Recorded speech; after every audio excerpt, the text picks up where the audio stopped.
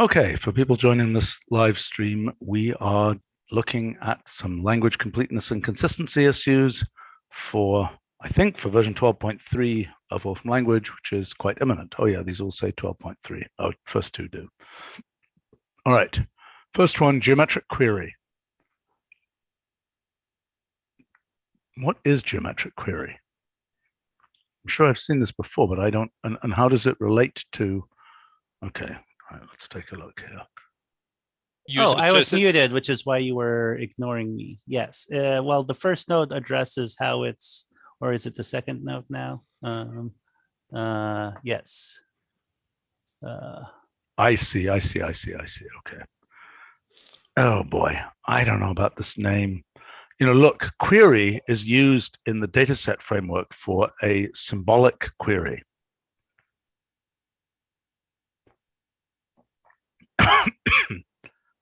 I don't like this name. Maybe I suggested it last time. You did not suggest it, but you ran with it. I believe it was suggested by somebody on the live stream, and then you really liked it last time. So I know, but this is what, you know, you sleep on it for a week or something, and yeah, I mean, if it's just a matter of renaming it, I mean, I don't think you disagree with the functionality. No, I don't disagree with the functionality. Okay, so there is an assertion, geometric assertion, and there's a kind of geometric test or something. Right. Yes. So yeah, I would be okay with geometric test because that's really what it does. Or geometric condition, that sounds a bit funny. But no, I think geometric condition again sounds like it might be symbolic. Mm-hmm. Let's take a look at what it would look like. Geometric test. Okay, so let's say, for example, tangent. Okay, so geometric test obj1, let's just write it out just for fun. Okay. Geometric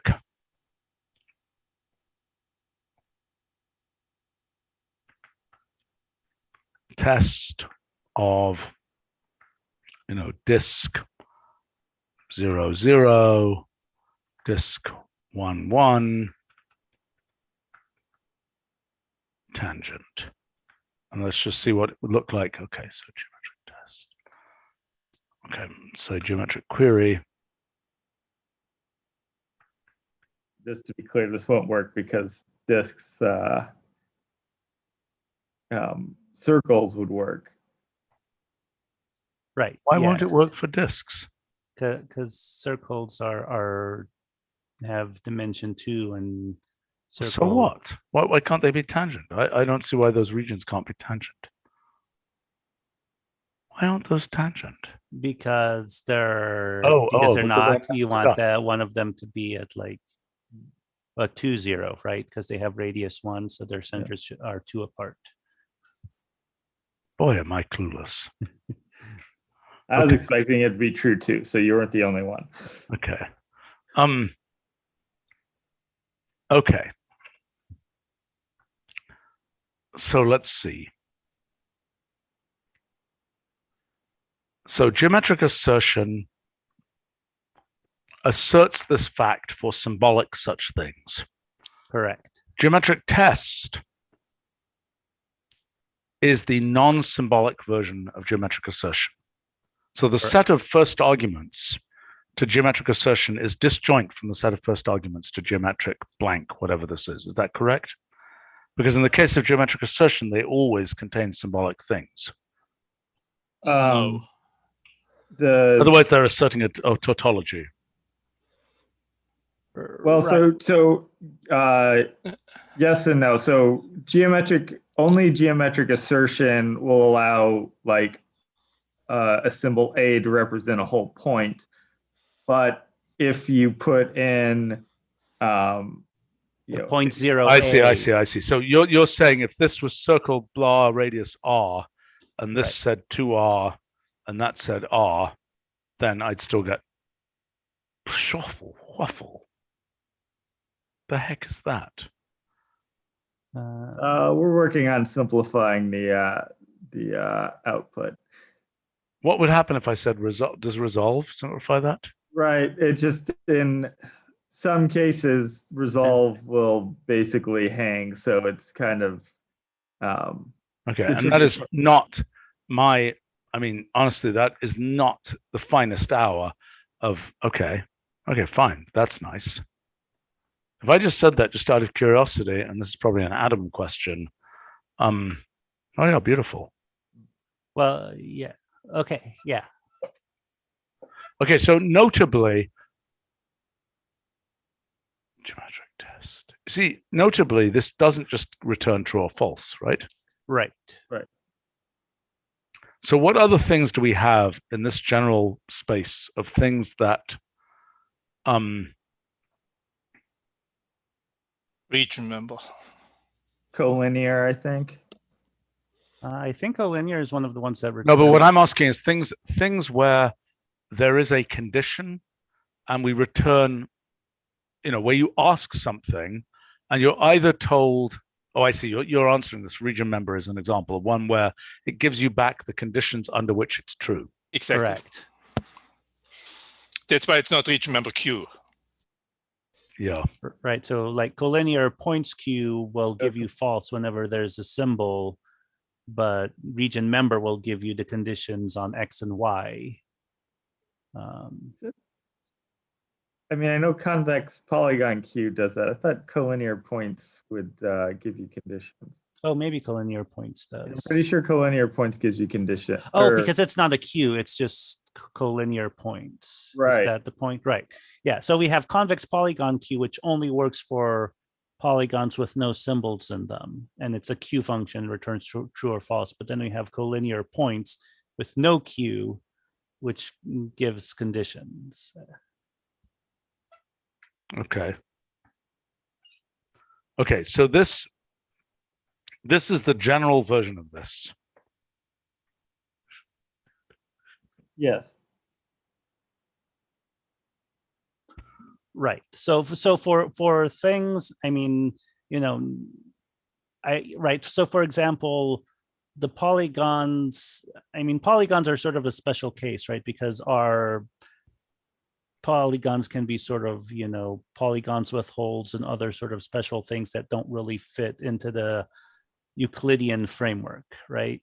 But I think for most of these things where we have a dedicated function, this is, yes, this and the property, right? So we have like collinear is one of the properties, right? So you could, in fact, we have a properties and relations example showing that, collinear points and geometric query with collinear give the same answer.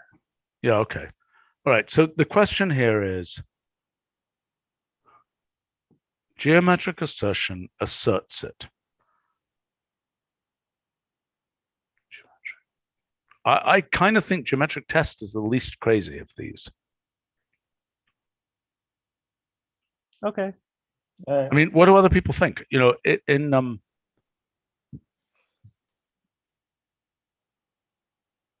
probably going to ruin the day of the guy who came up with geometric query on the live stream, but geometric test seems fine. Well, thank you for.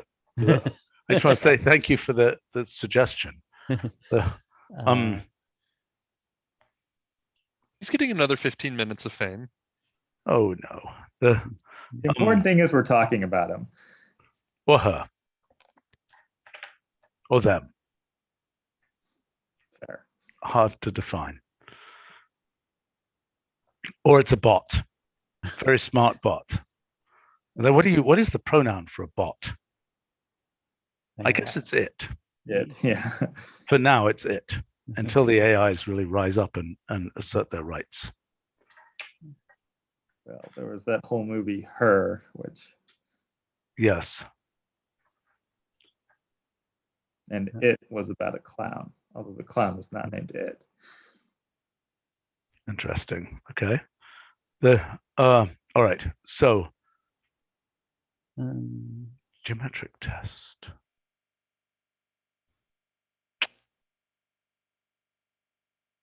It's the best I can come up with. Are we leaving it experimental for this version?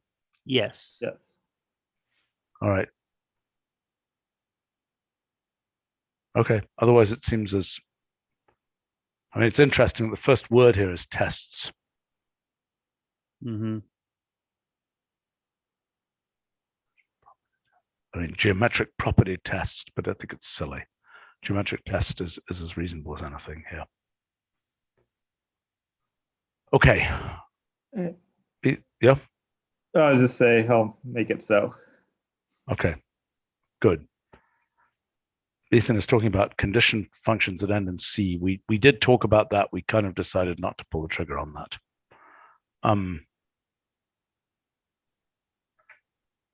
Okay. The big things interface. Okay. So what we're looking at here. So these have been reviewed by, these are mockups that have been reviewed by Jeremy and have not yet been implemented. Actually, I just want to, Sandra is commenting on our live stream that there are a bunch of functions that end in start. Oh boy. Right, so those are mostly, well, obviously same test is an option, but a lot of these function, and so is zero test, but a lot of these are statistical tests. Which right now return what? Okay, so this is, so if I say Kuiper test. I think it returns like this whole object that you can query various statistical properties of a number, I guess, right? Because, right, that's how, right, how statistics talks, right? You have the chi-squared test and the... No, I understand, but this is some probability then. Well, it's the number spit out by the test, and then you have to interpret that number. Right, just like in your standard error analysis, right? You have the reduced chi-squared, which is a number, and then you have to go and look up in a table or calculate the probability that that was random chance based on that number.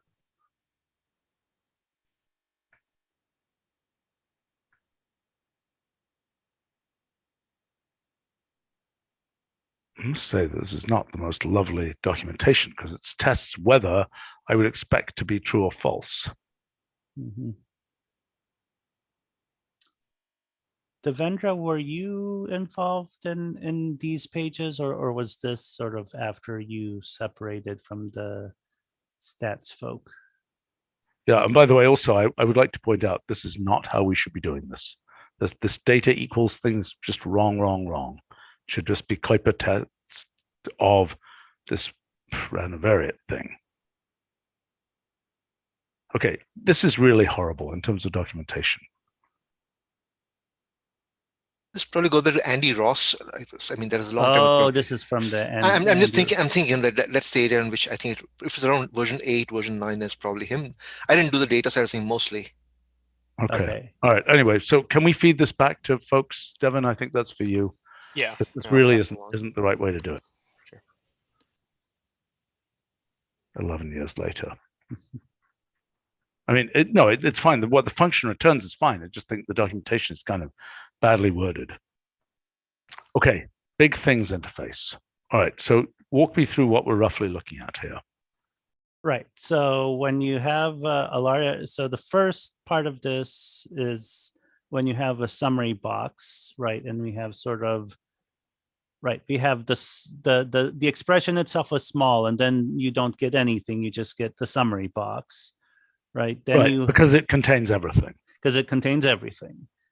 Let me make a comment about that case. Maybe in that case, when you open the plus, there should be an element at the end that says, data stored in notebook or something.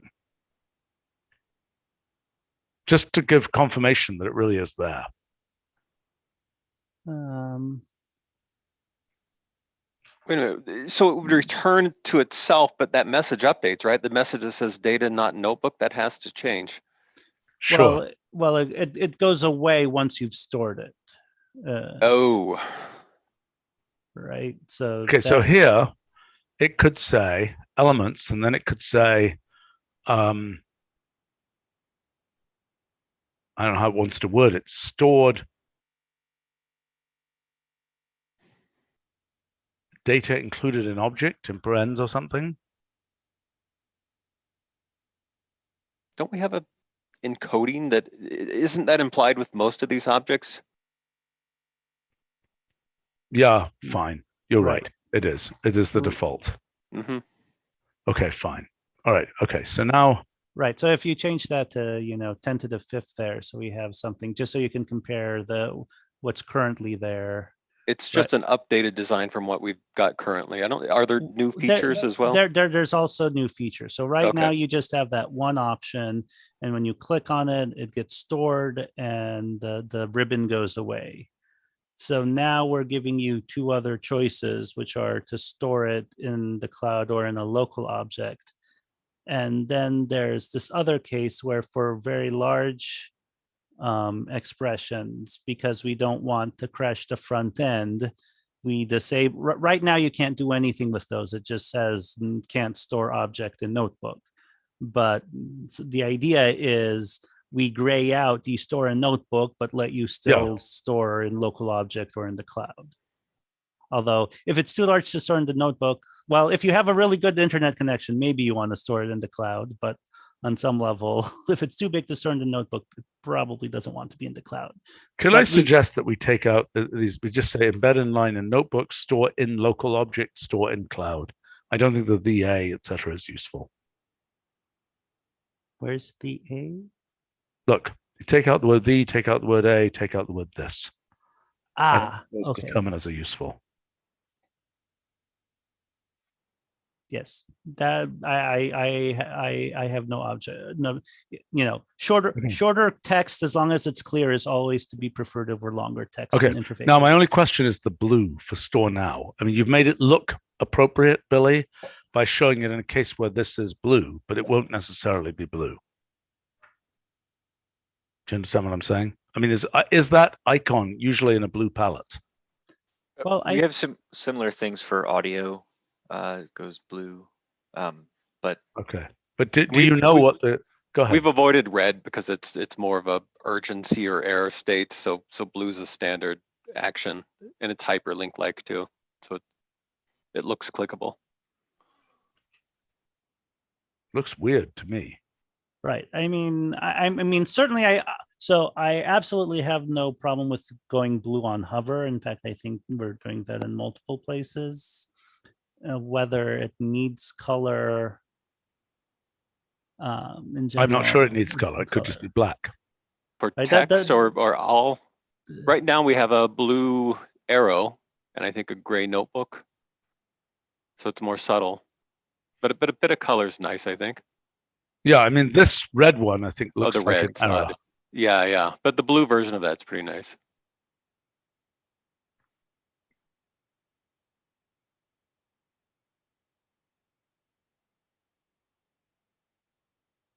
What other color palette could we use here? Anything else we have going for us?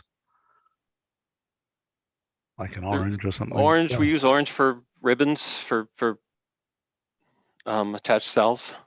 We could use that. And I tend to think of orange as sort of more entity-ish. So.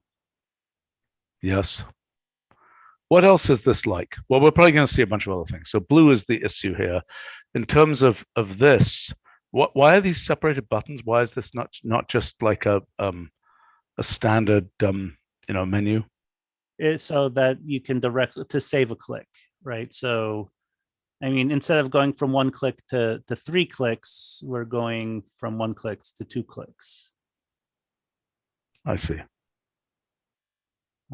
I mean, right, we did have the and what's currently in the prototype build, which was an earlier iteration, I think has a menu button, and then you click OK, and it was, our discussion last time suggested that. Oh no, this version has just not been graphically designed. Okay. Right. But we do have action menus that look like a menu, but you choose the item, 1 click, and it takes action. Yeah, it's what a standard menu does. Right. So it wouldn't take more clicks. We could make it, they don't have to look like buttons. They'd need a hover effect, like a row hover effect. Yeah, I mean, it's just like something like here. A menu. Yeah, right. Right. So we have a couple of alternatives which may be more in that vein. I think that's what should be done. I think it's just too much fussiness to have separate Mhm. buttons for these. And then this would be, at the bottom as something that doesn't, those are just like menu items. Okay, this blue is not making it for me. It bothers me. All right. Well, Stephen, can you first just look at the alternates, and we might Yeah, also want to okay. look at the output size limiter. Right. Yeah, sure, fine. Is this? Wait a minute. Has attached. So why is this? Is this an alternative? What is this? I guess the difference is the sort of the alignment and how the where the icon is, where the and then the behavior is. It drops down from the left side rather than. I think originally Billy had wanted everything to line up, but I think it's not possible given how it's implemented to keep everything aligned. So we went with this first option. Okay. Right. So that's a more menu-ish sort of. Well, it's better. We should just do it this way. No, on hover, that's wrong. You should do the standard inversion. It should be blue or something, or just inversion. Ideally inherited from the system, if we can do that. Look.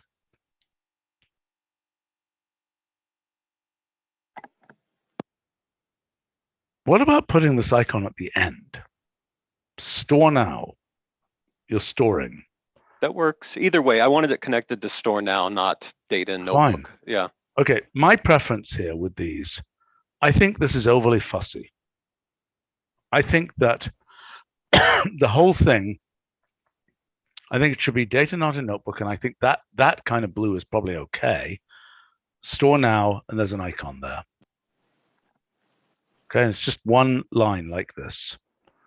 And then it, on hover, produces this menu. You go select the thing, and you're happy people. That's what I think. Okay, now are you suggesting just the blue as the foreground or also the white background? It feels a bit. The white's a bit disconnected. Yeah, that's how I'm feeling. Yeah. Yeah, it should still have some gray. But also, do these ever get really wide?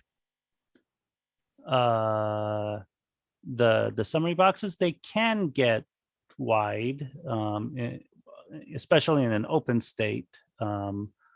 But what would this do in what does this do in the open state? Right. So something like sparse array is do something like okay, so this can go down like that. This gets pushed down to the bottom like that. Right. Yeah, and we'd stay left aligned. Okay. Yep. Okay, what's the other case? Well, something like links bracket will probably produce some large some wider guys, but I don't know that any of them. Yeah, I think that's right. None of them have the little badge. So yeah, but if it was badged, I think you have to match the gray here because otherwise it's going to look stupid. Yeah. Mm-hmm. Yeah. So it's just a segmented piece at the bottom, and then it's distinguished by having presumably some darker blue type color. Could you try and mock that, Billy? Okay. Including get one which is, both the non-wide and the extra wide. Okay, because in the extra wide there's going to be a lot of white space or gray space here. What about menu alignment? Are you okay with that aligning with store now, or are you thinking given that it's all blue now, it aligns with the I think it should align with data? the left. I think it should align with the left, yeah. Okay.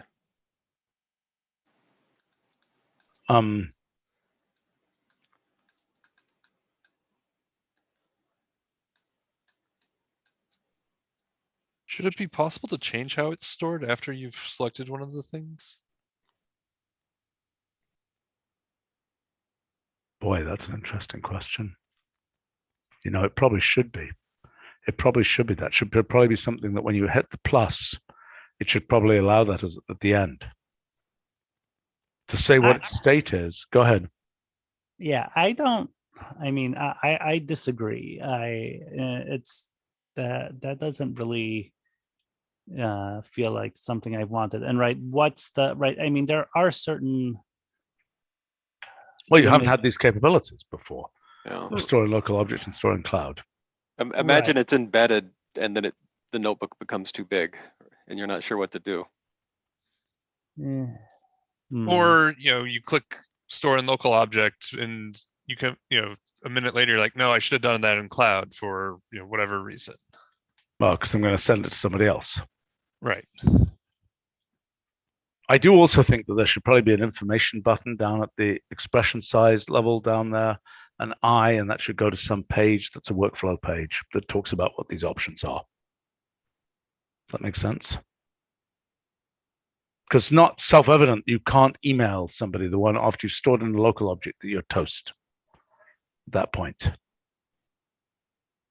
Am I making sense? Right. It's also a question, when you store it in the cloud, you are by default storing in something with your default UMask effectively. So your default permission structure, which doesn't allow other people to get access to it.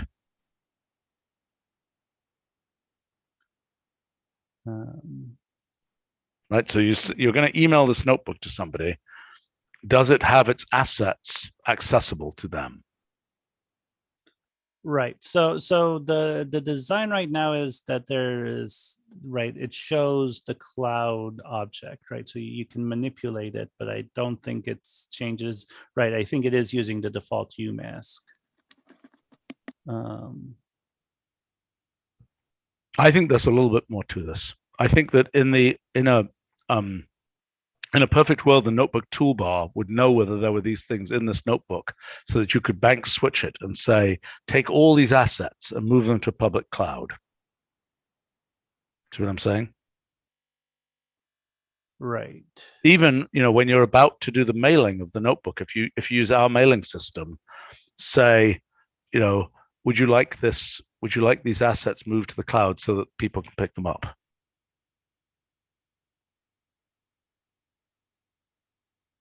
I think we're going to need that. I mean, this is obviously fine for this version, but and again, I like Brett's suggestion that if you, his point. Well, if you store it in line, right, this whole thing disappears, and I No, think, that's the right. And we shouldn't change that. I mean, I think once you store it anywhere, the stripe at the bottom goes away. Yeah, obviously, but it's a question of whether. No. The stripe does not go away when you store it in a cloud object or a local object. I mean, it's a different stripe, but the stripe does not disappear. I see. Because that is a fundamentally different object, right? It's yes. It's a get, it's an import or get or whatever of or. Okay, but so here's the question. Let's say you stored it as embedded in the notebook, and the notebook is getting very, very big. Mm-hmm. Okay, what do you do? So it is similar to, the very old 35-year-old, delete all output menu item, or make outputs bitmapped or something. It's a thing. Go through and push these assets to the cloud.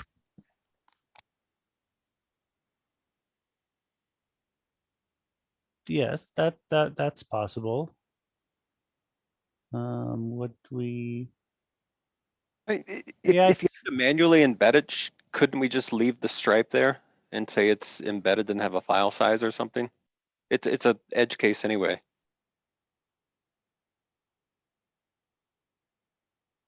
But so what? I mean, but Jeremy. Well, I'm saying it because normally it disappears because it's usually not there, but in this case it's there because it's a big file size. No, I wouldn't worry about it. I wouldn't worry about it. I think that would allow you to send it to the cloud, right? You can't send it to the cloud because it's not there. But it could be there. But if you want to send it to the cloud, right, you can just do / cloud put, right? The whole point is if it's in the notebook, you can treat it just like anything else that's in the notebook. No. And Jeremy's making a different point. My suggestion for the solution is, as soon as you embed it locally, the stripe goes away. But if you press plus, the bottom of the actual properties that you see when you press plus is a copy of the stripe. Okay. That's my suggestion.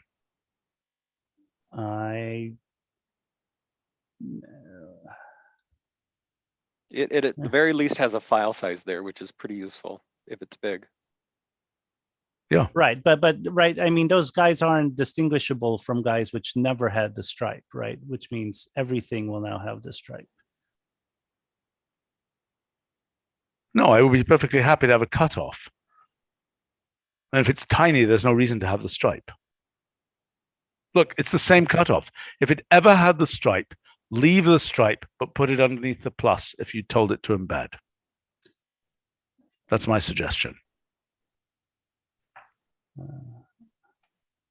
I just don't see how that's implementable, right? I mean, it's right. It's why? Because right, once you embed it, it's you know, the box structure is no different from something which never had the stripe. I see.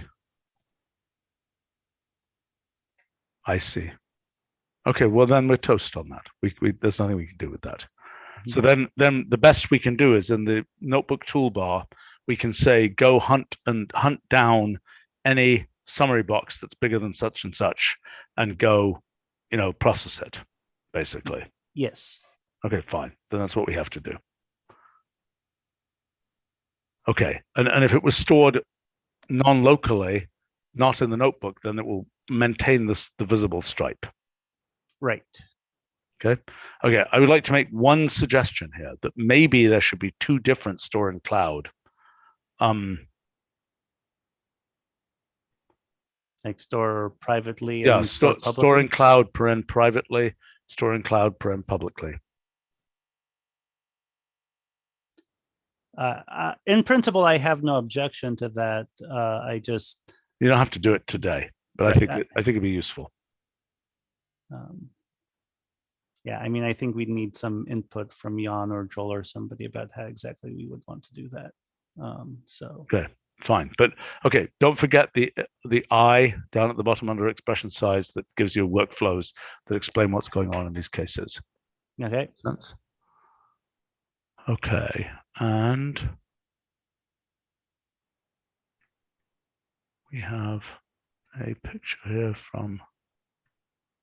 I think I missed that I part. What did I just do here? Crazy.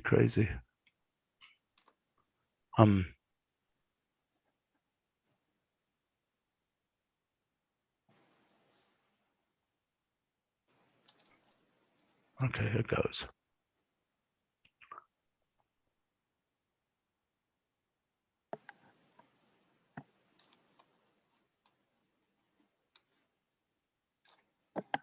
Well, I'm good with all this. I think this looks nice. I still, this blue still bothers me. It's not an action. Yeah, you could go much darker on the blue color.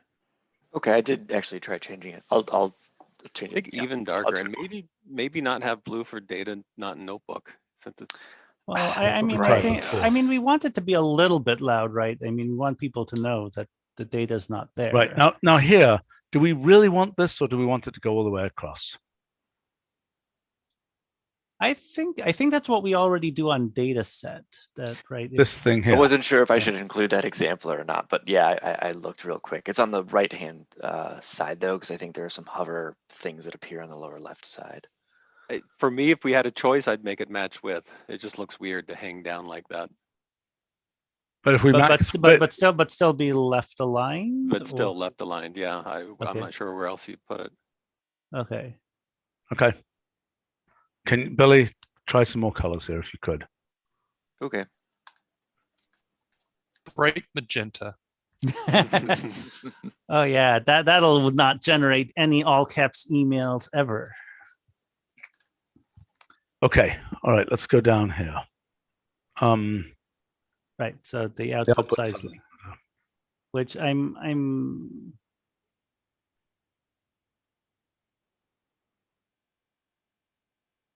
not sure I totally understand all of these suggestions, but we can certainly talk them through.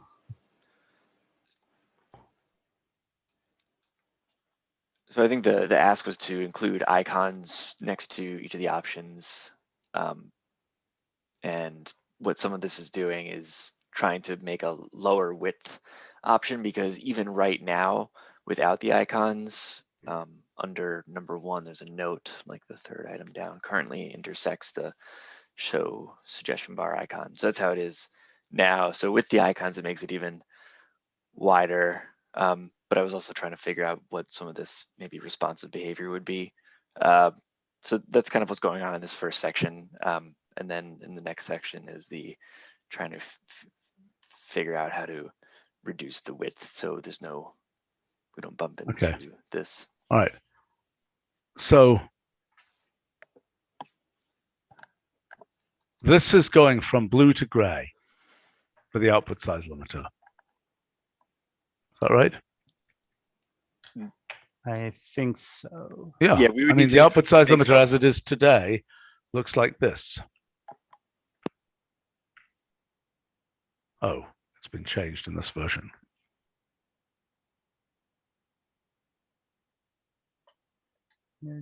I think I have a master. Well, I have a previous version here. Right. Although the whole color scheme is more bluish. It was from your blue era or blue phase. What is it that the artist? Yeah, blue phase, blue period. Your blue period, exactly. Okay. Right, and you're like, I don't object to the blue background here. I just object to these that look totally different from everything else we have. Okay, well, last time you spoke, you said that we should color match these two large things. I kind of think we should, yes. So is that the shade of blue to use for the thing that we were just discussing?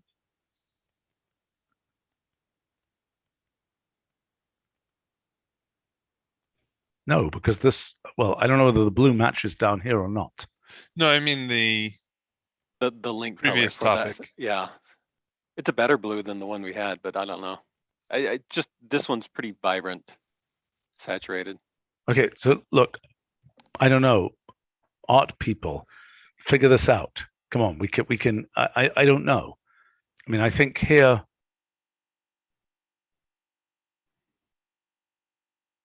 Maybe it's just because, you know, my screen is shrinking your monitor a bit, but I have to say that I find those buttons pretty hard to read.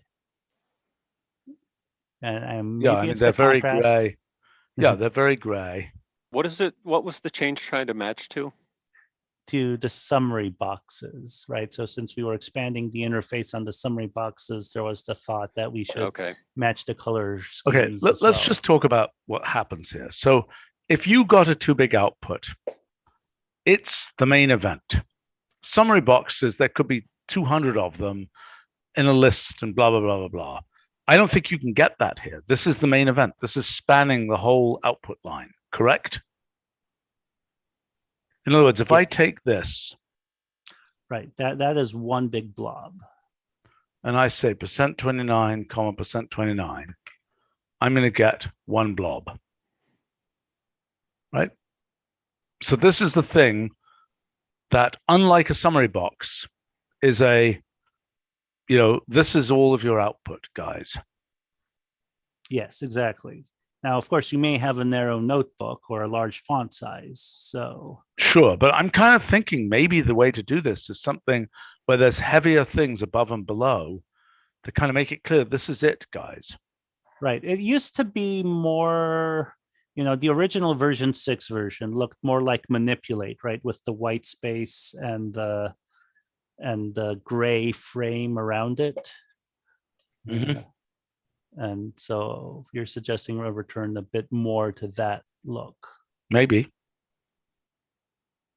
Here, let me see if I can't generate a version 6 snapshot for you here. Okay, but guys, okay, so look, this trimming, yes, that's the way it has to be. Similar to the trimming for, you know, a summary box. Although the current style is matching output suggestions, and it's more likely to be close in proximity to that. Yeah, which is not necessarily good. Is that your point you're making? No, that it'd look odd to be completely different. Well, fair enough. I mean, if you stack them up, I don't think it looks that bad now. Maybe we could change both of them, but to have them out of sync is weird. At least even if it's subtly out of sync, I think it's really weird. All right, but so does the output, does this, Oh, you've got different font sizes. I don't have that. don't have Oh, what? you're at Oh, but it's because I 125. magnified. Yeah, okay.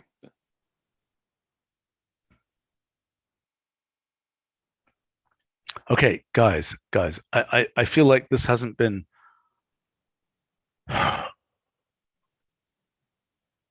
um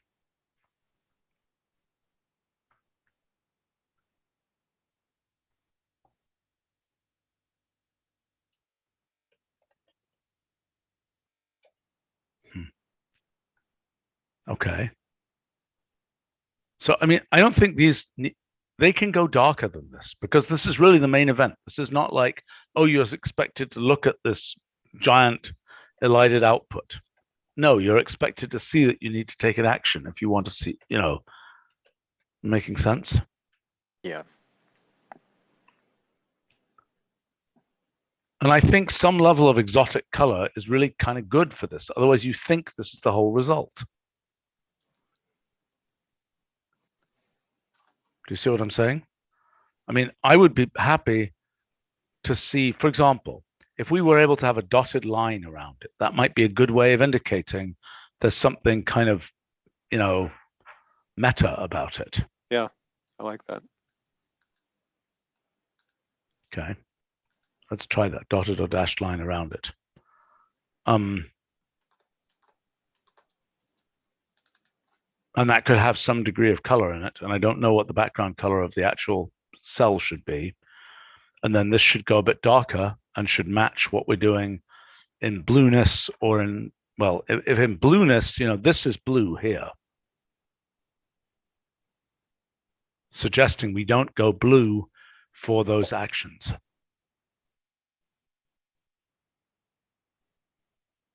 That makes sense? So Stephen, just for reference, I created a snapshot of the original V6 version and sent it to you. Okay.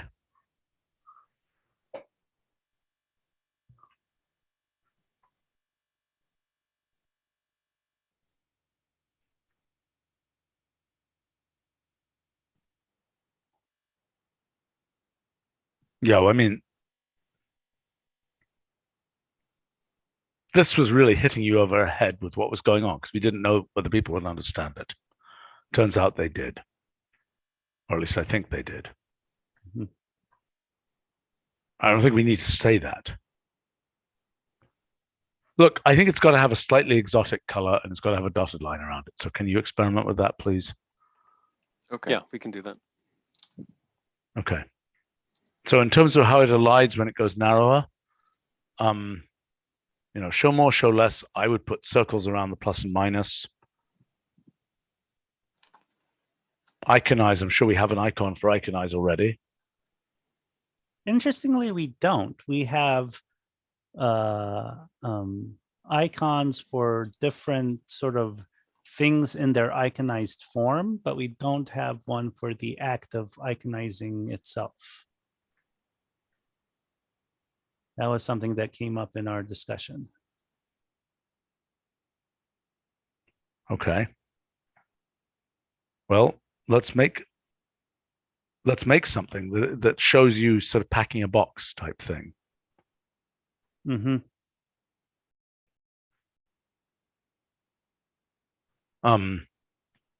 Feels like we must have done that. We'll figure out the early stages of that. I bet we have some icons laying around we didn't use. Unpacking a box sounded familiar. Yeah. Yep.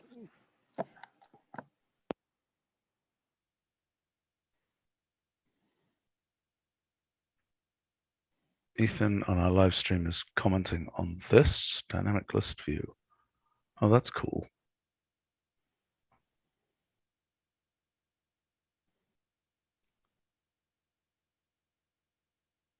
Yeah, well, that's very nice.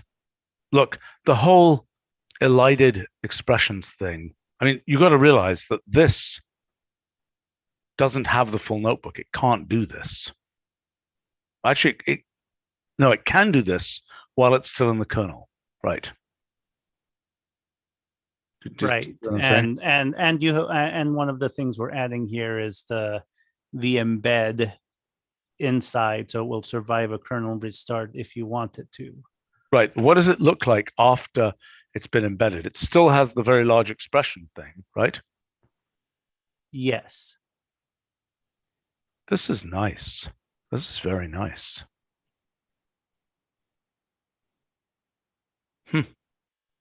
That's cool. I'm going to use this.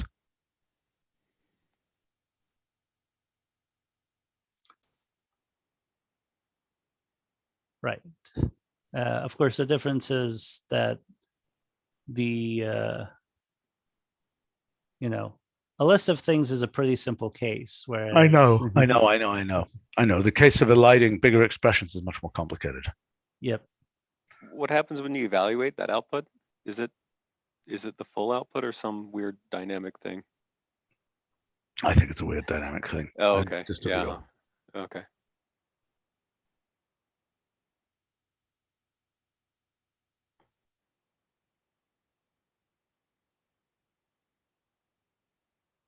Yeah, Sandra is commenting he doesn't use the show more, show less buttons because they don't work very well. Show all and show compact is enough. I don't entirely agree. When the expression is too big, you're just going to blow everything up if you say show all. And look, the truth is the correct way to do this is that you be able to click on the elision spots and have them, I'm sorry, I can't help myself. It's like I'm thinking of Big Bang at the beginning of the universe. Have them start, creating more matter, so to speak. Sorry. I mean, that's what they do in the stack trace on the messages menu. Okay. Well, why can't they do that here? I mean, that's what we should do with these. Right. So, like, for example, I wouldn't mind seeing that one bigger or that one bigger and being able to choose.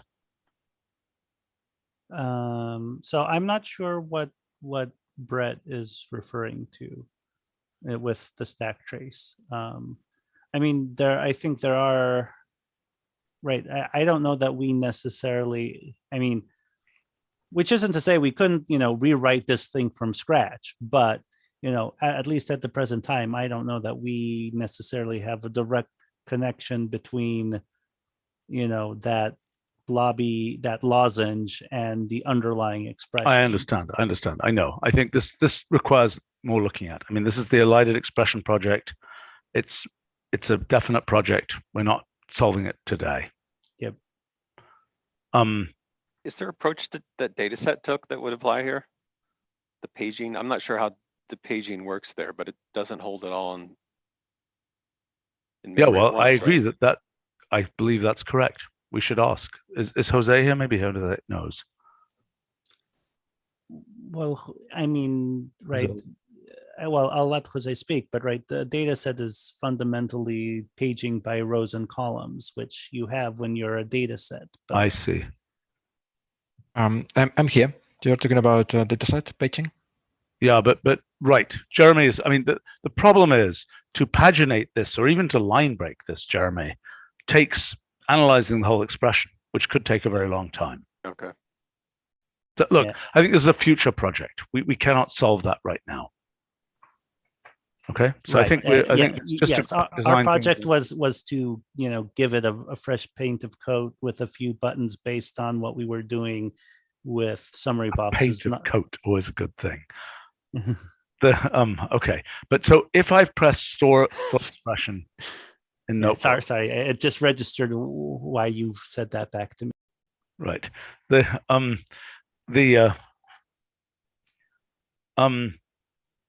If it's been stored in the notebook, right, what happens? Then it will say, it will still have all this stuff in it, right? Because it's still been elided. Do you get what I'm saying? Hello? I guess I missed something. Okay, look, if I press store full expression in notebook, Mhm. it does not immediately display the whole expression. No, it Right. So I'm asking, what does it look like after you've stored it in the notebook? Because you still have to have the stripe at the bottom here. right. So I think what it should say is expression size, blah, blah, blah, paren stored in notebook. That I think is certainly doable. It may still, right, it may not say this stored in notebook. I mean, you can try the experiment right there. I don't think that, those are so large that they will do anything untoward. Right. Expression stored. Okay, so it did do that. That I didn't realize Lou had done that. Expression size, expression stored. That's a bit subtle. It is a bit subtle, as evidenced by the fact that I hadn't realized that, even though I had tested that button.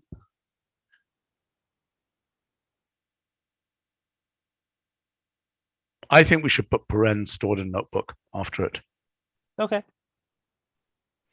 I know it's a bit long, and this elision, it just has to go multi-decker and drop the icons, go multi-decker, try and fit it all in. Is it gonna be weird that like it sort of jumps when you do the store operation? That you're clicking on this thing on the right and then it's transforming into a thing farther to the left? I don't think that's that weird. You're not going to click another one of those buttons particularly. No, I was just wondering whether it should say, should switch to stored in notebook sort of in that location in the. Well, okay, fair enough. It could. Expression size, blah, blah, blah. And then this could be black stored in notebook, which is analogous to what happens up here, wherever it is. Well, no, it doesn't say stored in notebook because it has no place to put it because it is just stored. All right, so let's try that. Try putting stored in notebook on the right there. Maybe a check mark or notebook instead. To change that icon, it would be nice. Yeah, change the icon to check mark stored in notebook. Expression stored in notebook. Full expression stored in notebook.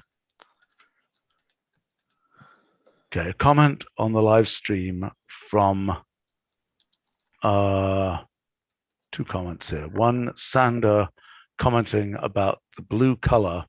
Use Mac system preferences, general accent color or highlight color. Maybe. I think we've got so many colors going on, they cannot all be the system accent color. Yeah, I agree.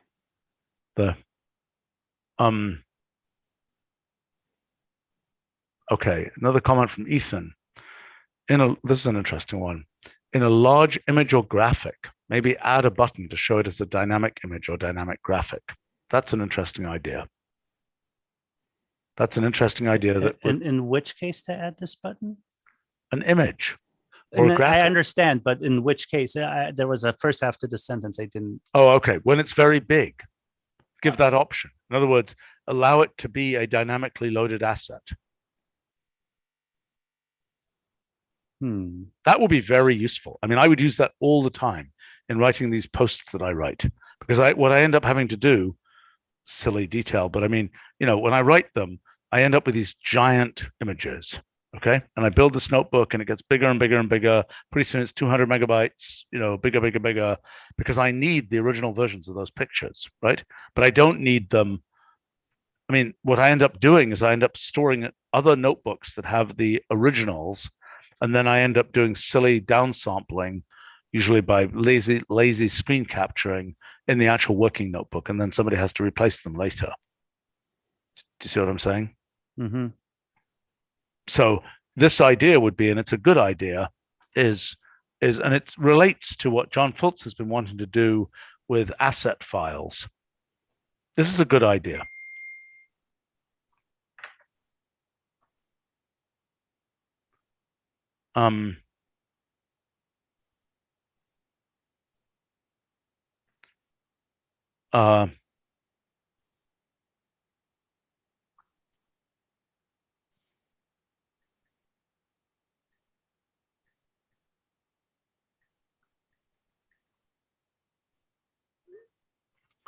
I like that idea. That idea, I mean, that's a shoddy, etc. idea, but she should be shown what has been done with these, store and notebook and so on. I really like that idea. Everybody's silent. Who's project managing No, here? makes sense. So this would come as part of the whole linked images project. So when notebooks can basically load a linked image that isn't embedded. Exactly. This will Exactly. just kind of allow you to do that on Right. demand. This is a cheaper Yeah. way to do it using dynamic image and so on. Yeah.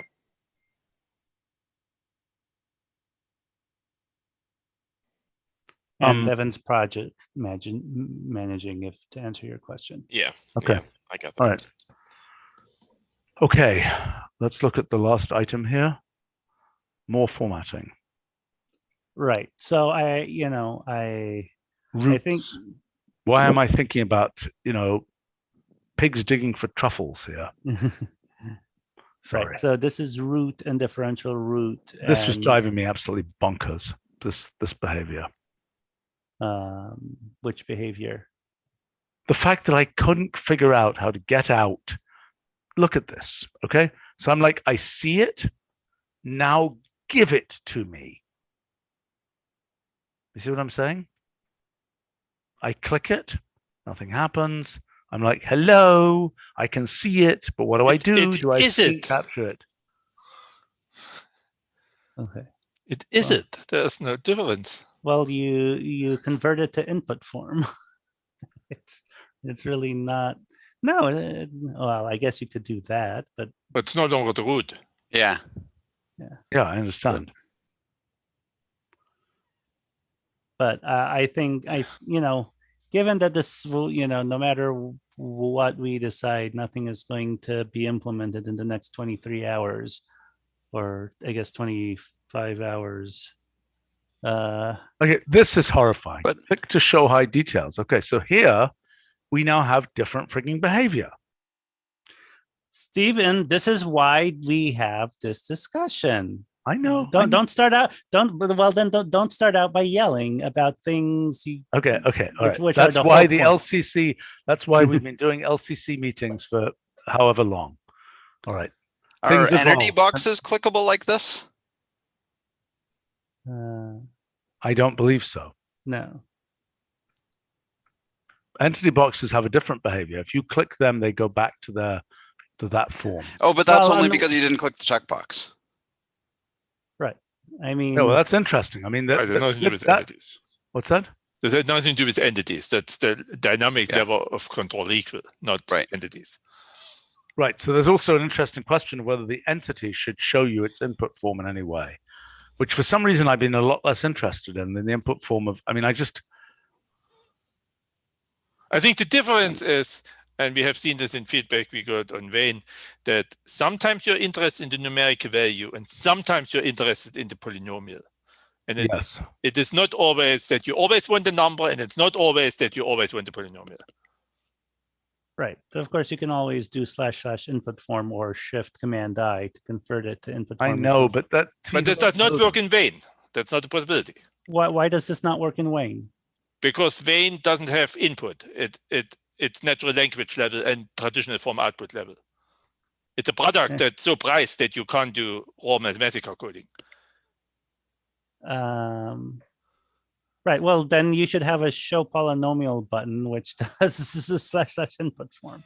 But I mean, first of all, I mean, you can turn it right. You can turn this off if you really want to. There's a system option. But why can it not be much more summary box form-like, where we have both information? We get the degree of the polynomial and we get the numerical value. Typically, I'm not interested in the value of the 250 coefficients. I know, but we need to know the degree of the polynomial. That's a good point, but that's not there is really frustrating. Okay. So Devendra, that's the thing. Actually, you know what? That's the thing I've been most missing. Because I actually don't care about the numerical value typically. Me too. But I do care about the degree of the polynomial, but I don't need all the coefficients. Well, right. Well, I mean, but I disagree that your typical Wayne user wants the polynomial, right? I think they want the numerical value, right? No, they So- want to understand what's going on with the polynomial. Actually, they want neither. Like the typical Wayne user, we said quartix goes to true and cubic goes to true because they never want to see any such object in the first place. Okay, fine. But if they happen to get any of them, they would be less frightened by this thing than by a root object, right? Correct. They would be less frightened, but more confused. You know, we got. I don't think they're more confused. Okay, listen. Every time I see this, I'm like, drat, that's not what I wanted. Okay. Okay. Well. Okay. So. Well, you approved it, so I mean. I know. So I made a mistake. Okay.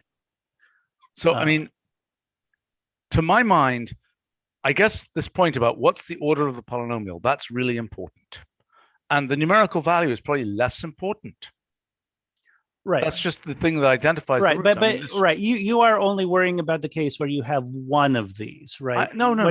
When you have 30 of them in a single output, then you want this to be small. I completely agree. Okay, but I'm happy to see, you know, something where it says 12th order right. 12, and then this in small, you know, a small thing there that just is essentially the ID of the root. How about the other types of root objects? Like we have 4 of them right now. So what should happen if it's a root of a transcendental function or a root of system of functions? No, but this one here, for example. Well, that's a differential root. That's a. I know, but what does the input? What does this mean? I don't know what the heck this means. That's telling you that it's a 12th order. But it's not what it looks like. I mean, I understand. I guessed what this was. Okay. But this is the 12th root. This is the 12th derivative of y. Right. Okay? And what the heck does this have to do with the 12th derivative of y? It's not the 12th derivative. What I see before me is a, you know. Right. But how are you going to, right. How are you going to abbreviate that in any useful? I don't know. I mean, I personally think order 12, since this has no ID information, if I had a second one of these, right? So I've got this puppy and I'm going to change, oh gosh, why is this one? It takes forever. Okay, I'm sure it's doing an incredibly brilliant computation. What the heck is that? Boy, that's wrong. Okay, the output size limiter fired on something which is absolutely tiny and the output size limiter should not fire on. Yes, that's a hard problem to solve. Okay, but it wasn't firing before, was it? I stored it so you oh, I see. So it did wouldn't fire be distracted by that. Rah! In other words, you hacked it. Okay, fine. Okay, so that's a different problem. Right. I would consider that a bug. Okay, I have no idea whether this is. I don't know what this is going to do, but my point is this could have exactly the same. Yeah, it has exactly the same visual form, even though those are in fact different differential root objects. Okay. Right. Look, any reasonable sized, you know. Right. I know. We can't get it. Okay, so listen. What we do in cryptography, right? Oh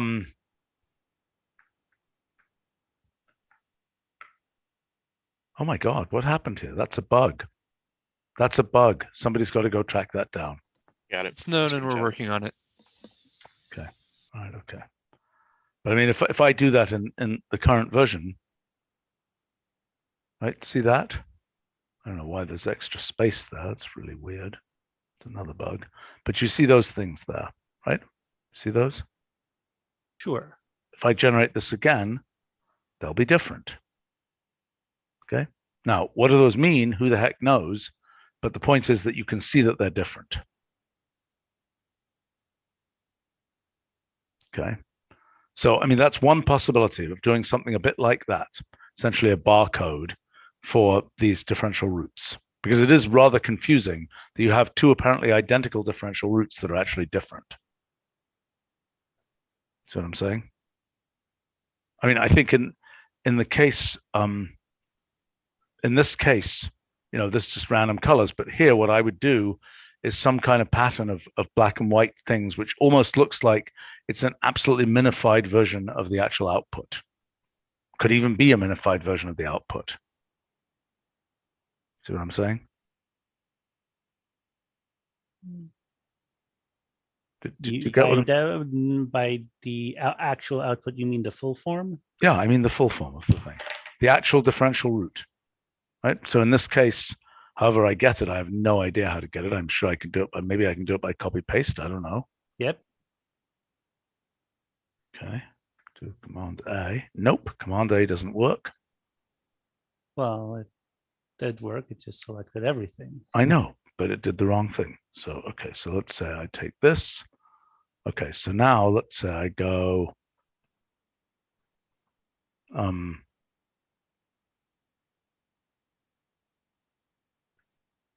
me take that thing there. What I mean is, I don't know, something like that, where that's been, I mean, I don't know, that's useful. Maybe there's a better way to do this, but that gives you some sense, even smaller than that, in a little square, gives you some sense that there are lots of coefficients there. It could be a little complex plot of the function. That would make them different if they are different functions. Yeah. If we were willing to pay the speed price for running if we were willing to pay the price of running complex plot, and B, that's assuming I know over what domain to use. Yeah, I think that's hard. I personally think that this is a better right. But let me point out, well, for like sparse array, right? Any 2 3x3x3 sparse arrays, or right, will look identical. So right, it's not like, I'm not sure why you're insisting that differential roots have to be. I thought sparse array had some, in its icon, had some indication of the actual array. If it's 1 or 2 dimensions. Okay, well, that's a good start. I mean, we might imagine doing it for higher dimensions some other time. It's clearly not critical. I mean, a mildly reduced version would already be if we would know, we see already the total order is 12, and all the coefficients in front of the y primes must be polynomials if we would know, say, either the degree or the number of terms of this polynomials. There could be still degenerate cases, but this would already dramatically reduce it. Right. I mean, to me, this should be a summary box with a little plus sign. I think.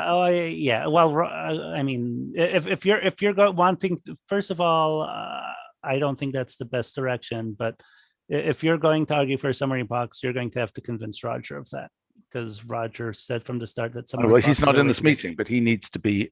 I mean, all right. Well, then I'm kind of going to insist that we do something about this, because this is not useful. Every time I get one of these, I'm all right, Steve. Okay, well, Stephen, you could maybe look at some of the mock-ups, or we could actually have a discussion instead of you just complaining. But okay, but I mean, the mock-ups don't address this issue of showing. The mock-ups deal with the coloration of of this, which is fine and a good start, right? Sure.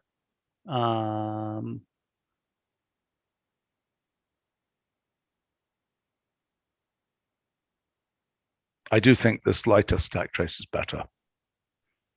And this is certainly better, but I don't think it solves the main problem.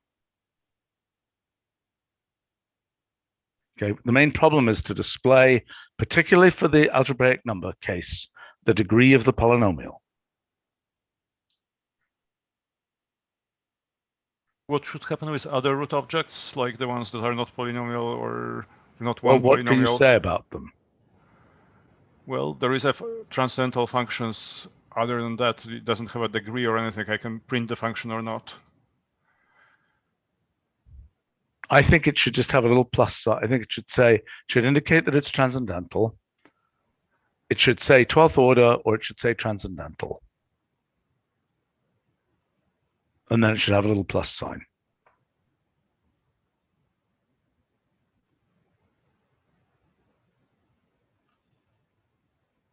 And if we had to make this smaller, I'd be okay with that. Even just 2 digits if necessary, but 3 is nice. I would make that number smaller and say, 12th order and gray down that number, because that number is really not that important. That number is just a hash code effectively. Well, it's a thing that I find that number incredibly useful, right? If I solve and then I get, a bunch of these things and I have some sense of what order numbers I'm looking at, okay, which fair I enough. don't That's get reasonable.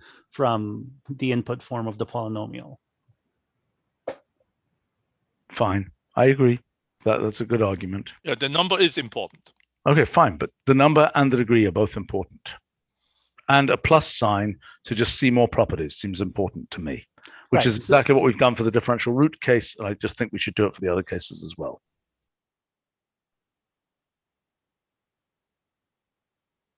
Sure. And I mean, there's maybe some version where there's more than two states, right? So, I mean, I haven't quite figured out how to do that, but. What do you mean more than two states? Right, open and close, right? There could be, Okay. Is this another thing for? No, this is just, you've already picked a thing. It just hasn't been implemented. So I believe you picked version 3. Is that right? Yes, I think I did. So it was just there for reference as another, calculus algebra thing that got a fresh coat of paint recently, or I guess will, because I only got the specs, the detailed spec I need to actually implement it, and not just a pretty picture this week. So it's not in the build yet, but making this change is pretty easy. Okay, sounds good. Okay. Okay. Well. So I mean, again, eventually, what we need is a pull down here that's a standard summary box like pull down that has, and so long as there's some indication you can click, it doesn't need to be a plus necessarily, some indication you can click, even just a hover effect that suggests you can click on this, okay? Mm-hmm. Which is what you've done for differential root anyway. Well, I did that. I did that more recently, and okay, but it should have a hover. And it's on average much bigger. So, and it has more structure, right? I understand that. I understand that. So what I'm saying is that there should be a hover effect for all of them, and once there's a hover effect, you can click. Mm-hmm. We should try to display the degree, and once you've clicked, it should be like a standard summary box like thing that could have additional openers and so on. I'm not sure I understand what you mean by once you've clicked, it's a summary box like thing. Okay, once you click on this object, okay, which right now is inert to clickery. Yep. Right? Once you click that, I'm saying it should do the exact same kind of thing that this does, except this should be differently formatted. Okay. That's all. Right. Yeah, I'm just not making the connection to summary boxes, but I get. Okay, I didn't. You're just saying it should provide you with more info in a useful way, like that does. Yes. Which I agree with. Right, including give me the number, which Sandra is commenting on a live stream. People don't understand, that gives the number. Mm-hmm. And the magic of the fact that I could say this and get that number. Mm-hmm. All right. Okay. Anything else we should cover right now? Don't think so.